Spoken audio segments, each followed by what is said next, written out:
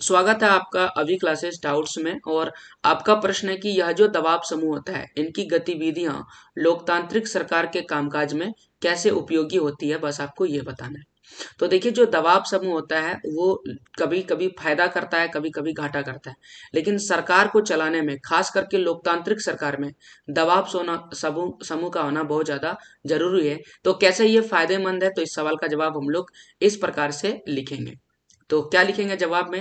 लिखेंगे कि दबाव समूह और आंदोलन राजनीति को अनेक तरह से जो है प्रभावित करते हैं। ठीक है, राजनीति कहें या लोकतंत्र को कई तरह से ये क्या करते हैं, प्रभावित करते हैं।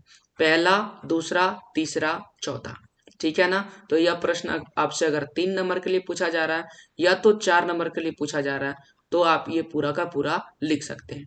ठीक है ना। तो 3 नंबर में आप एक पॉइंट कम भी लिखिएगा तब भी आपको जवाब हो जाएगा, क्योंकि 3 नंबर 3 पॉइंट, 4 नंबर 4 पॉइंट। ठीक है ना।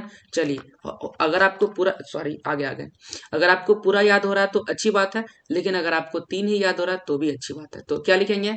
जनता के मसले उठाकर दबाव समूह मीडिया, सूचना अभियान, बैठक, हड़ताल, गोष्ठियां आदि आयोजित करके जनता के मसले उठाते हैं। फिर आता है सरकारी कामकाज में बाधा।